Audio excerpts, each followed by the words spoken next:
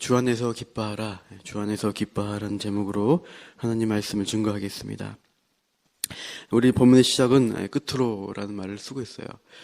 이 말은 옛날의 성경은 종말로라고 되어 있죠. 마지막으로 한 번 더 붙여서 하는 당부이다라는 거예요. 우리가 편지를 써보면 마지막에 꼭 추가하고 싶은 말이 생기잖아요. 그럴 때 우리가 어떻게 합니까? PS, 추신, 이렇게 해가지고, 말을 덧붙입니다. 분명 내가 하고 싶은 말이 더 있을 때, 그렇게 합니다. 우리 앞에, 어제 주일 본문은 2장 후반부였어요. 거기 보시면, 빌립보 교회를 위해서 내가 나의 아들, 우리 같이 신학 동역자인 디모데를 너희들에게 보내겠다. 그리고 또 에바브로디도를 함께 보내겠다 합니다. 에바브로디는 거의 죽을 병에 걸려서 참 힘든 그런 가운데 있었는데 하나님께서 살려주셨다. 그 에바브로디도를 너희가 기쁨으로 영접하라. 함께 기뻐하라. 이런 권면의 말씀을 2장 후반부에 주시고 있어요. 그리고 다시 3장 들어 쓰는 말이 끝으로 다시 내가 덧붙이는 말은 뭐냐? 형제들아 주 안에서 기뻐하라. 역시 기뻐하라는 도전을 하고 있어요. 예전에 그런 광고가 있었습니다. 이게 참 좋은데 진짜 좋은데 뭐라 표현할 말이 없네 이러면서 광고했었어요. 바울은 기뻐하라, 우리가 주 안에서 기뻐하라 이렇게밖에 표현할 말이 없어 이렇게 하는 거예요. 그래서 우리 1절 뒤에 보시면 너에게 같은 말을 쓰는 것이 내게 수고로움이 없다. 결국 기뻐하라는 말밖에 내가 더 할 수 없다. 이렇게 권면을 하고 있습니다. 2000년 후 세대인 우리에게도 기뻐하라고 우리에게 말씀하시는 거예요. 우리에게 어떤 기쁨이 있습니까? 목사님, 기뻐할 일이 있어야 기뻐하죠. 기뻐할 일 하나도 없습니다. 요즘 기쁠 일이 없고 너무 힘들어요. 지금 바울이 빌립보 교인들에게 외치는 그 말이 기뻐하라는 거 아닙니까? 그들이 기뻐할 상황에서 기뻐하는 것이 아니라 강조하는 건 뭐예요? 기쁘지 않은 일 있어도 기뻐하도록 노력하라는 것이에요. 2장 17절 18절 한번 보시겠습니까? 앞에 2장 17절 18절 앞에 2장 17, 18절 한번 같이 읽어볼게요. 2장 17절, 18절 시작. 만일 너희 믿음의 재물과 섬김 위에 내가 나를 전제로 드릴지라도 나는 기뻐하고 너희 무리와 함께 기뻐하리니 이와 같이 너희도 기뻐하고 나와 함께 기뻐하라. 기뻐하라. 계속 나옵니다. 또 4장 4절에 봐도 오늘과 본문과 같은 주 안에서 기뻐하라는 다시 말한다. 이렇게 기쁨이라는 단어가 전체적으로 16번 등장합니다. 기쁜 일이 있어서 기뻐하라. 모든 상황이 잘 풀려서 기뻐하라는 말이 아닙니다. 명령하고 도전하는 것으로 기뻐하라. 우리에게 말씀하는 것이요. 실상은 형편과 상황이 기쁠 일이 없어요. 바울도 감옥에 갇힌 듯이 있고 빌립보 교인들도 힘들게 살고 있어요. 그러나 뭡니까? 그래도 기뻐하라. 주 안에서 기뻐할 그 이유를 발견하라는 거예요. 기뻐하기 위해서 노력하는 그런 태도로 신앙생활을 하라. 그래서 우리가 기쁜 일이 없다, 그런 즐거운 일이 없다 할 때, 그럴 때일수록 더욱더 기뻐하라는 것입니다. 요즘 뉴스를 보시면, 좋은 소식이 별로 없는 것 같아요. 웃을 일이 별로 없잖아요. 이제 다음 주 목요일 되면은 세월호 참사 1주기입니다. 또 이제 인터넷 여러 가지 뉴스들이 시끄러운 상황들이 있고, 또 이제 지난주였지만 윤일병이 이제 작년 이슈가 됐잖아요. 죽었던 1주기가 지난주에 있었어요. 또 누가 최근에도 자살하는 사건이 있었고, 정치권에 뇌물이 오갔느니 하면서 아니다 하면서 그런 여러 가지 파문들이 일어나고 있습니다. 뉴스 볼 때 부정적인 것밖에 없습니다. 기뻐할 일도 없고 우울할 일밖에 하면서 혀를 찰 일밖에 없는 그런 가운데 우리도 세상 사람처럼 화내고 분노해야 되겠습니까? 우리 믿는 사람들은 어떻게 해야 돼요? 빌립보서를 펴십시오. 3장 1절을 읽으시는 거예요. 같이 3장 1절 읽어볼게요. 시작. 끝으로 나의 형제들아 주 안에서 기뻐하라. 여기까지 읽겠습니다. 기뻐하는 것입니다. 주님을 생각하면서 기쁨을 찾는 신앙생활을 유지를 해야 합니다. 그래서 바울은 빌립보 교인들에게 기쁨을 찾아야 하는데 이제 맞는 거 아닌 거 이것이 있다는 거예요. 긴 거 아닌 거. 2절부터는 아닌 것을 이제 먼저 가르쳐 주고 있습니다. 우리가 기뻐해야 되는데 그 근거가 아닌 건 뭐냐? 바로 율법, 행위로 자기의 행위의 열심으로 기뻐하는 것은 아니라는 거예요. 빌립보 교인 중에 대다수가 이방인들, 헬라인들이었습니다. 유대인들의 조상인 아브라함, 다윗을 잘 몰라요. 이들은 동시대 유대인 예수님이란 분을 전해 들었고 구약을 잘 모르지만은 바울을 통해서 복음을 듣고 예수님을 믿는 사람이 되었습니다. 그래서 유대의 역사 가운데, 구약의 역사 가운데 일했던 그 하나님도 소개를 받고 이제 신앙생활을 하고 있는 거예요. 이것은 마치 어떤 느낌이냐면 일본인들이 당군을 우리의 마음의 조상으로 섬기겠다고 모시고 간 겁니다. 그래서 당군교회에 입교하겠습니다 이러면서 매운 김치를 먹으면서 막 우리 문화를 연구하는 거예요. 우리가 볼 때 그런 일본인들 보면 어떻겠습니까? 대견하기도 하겠지만 당군 자손의 오리지널은 우리야. 우리가 좀 한 수 가르쳐 줄게. 이렇게 하는 생각이 들어요. 마찬가지로 이방인인 빌립보 사람들이 유대인 예수님을 믿고 또 구약 성경 연구하는 거 보면서 어떻게 해요? 유대인들이 보면 내가 더 잘 아니까 내가 좀 가르쳐 줄게 하는 사람들이 나타나는 거예요. 뭘 강조하게 됩니까? 우리는 이렇게 신앙생활을 했어. 이렇게 자기 경험을 얘기합니다. 바로 우리는 태어나자마자 할례를 받아. 그리고 정통 유대인은 자기가 소속된 지파가 있어요. 유명한 지파, 유다 지파도 있고 베냐민 지파, 레위 지파가 있어. 그 율법을 배워가지고 율법에 철저히 지키면서 순종하면서 살아가는 신앙생활을 어렸을 때부터 계속 해온 거예요. 이렇게 유대의 그런 신앙생활을 가르쳐주는 것입니다. 그래서 나는 특별한 날 혈통, 내가 할례 받고 그런 베냐민 지파인 것이 기쁘다. 이렇게 우리가 자랑할 수가 있다는 거예요.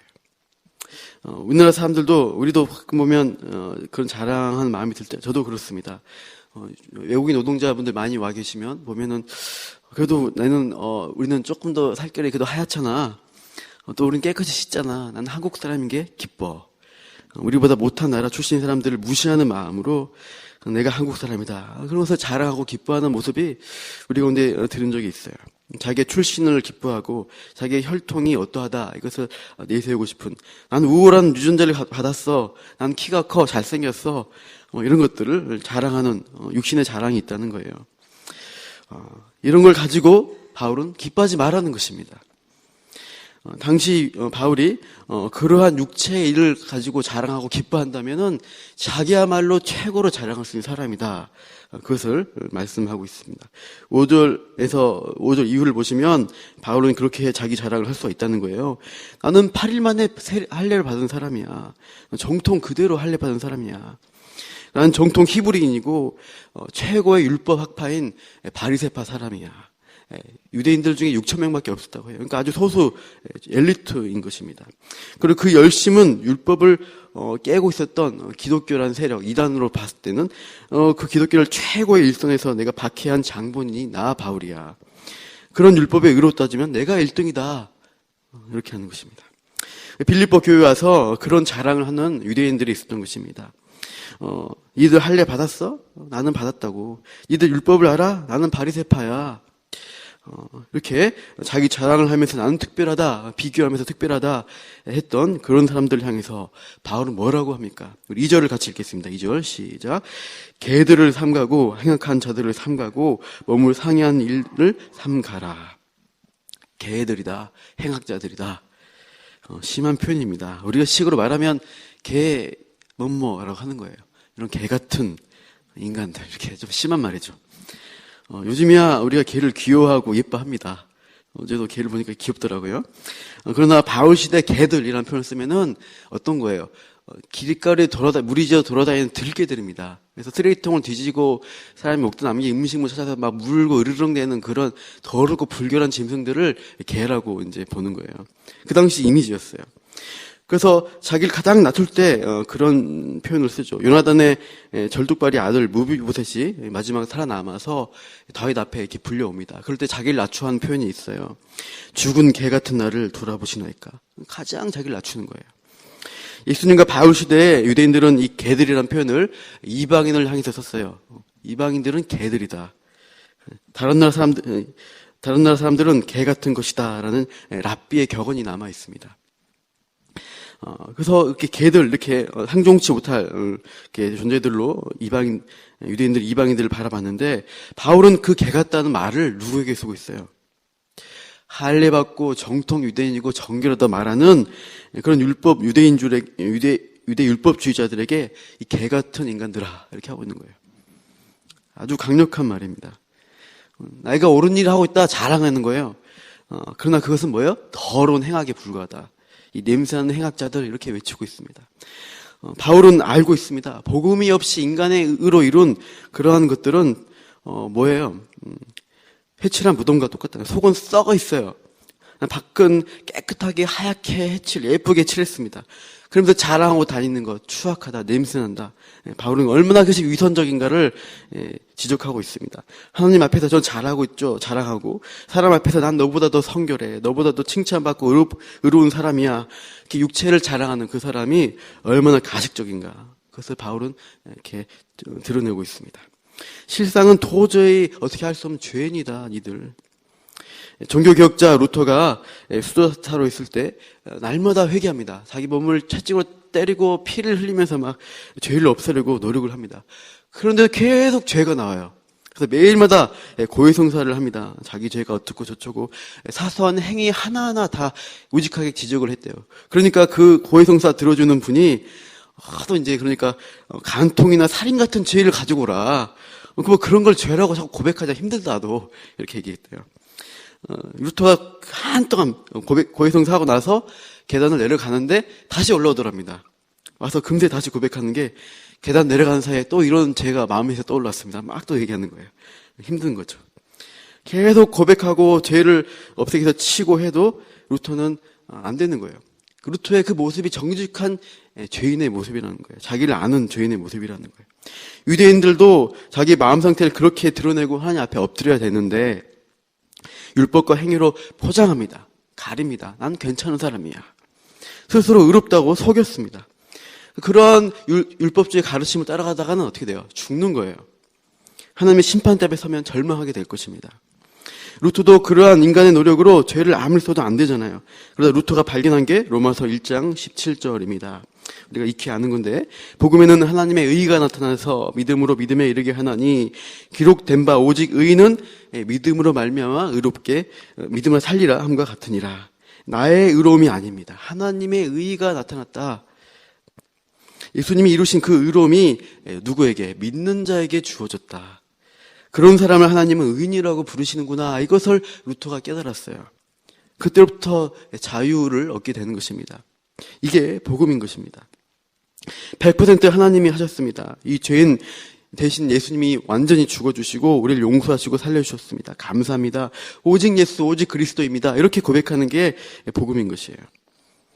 우리가 3절을 한번 보시기 바랍니다. 그래서 바울이 3절 보시면 뭐랍니까? 하나님의 성령으로 봉사하며 그리스도 예수만 자랑하라는 거예요. 우리 8절을 다 같이 읽겠습니다. 8절 시작.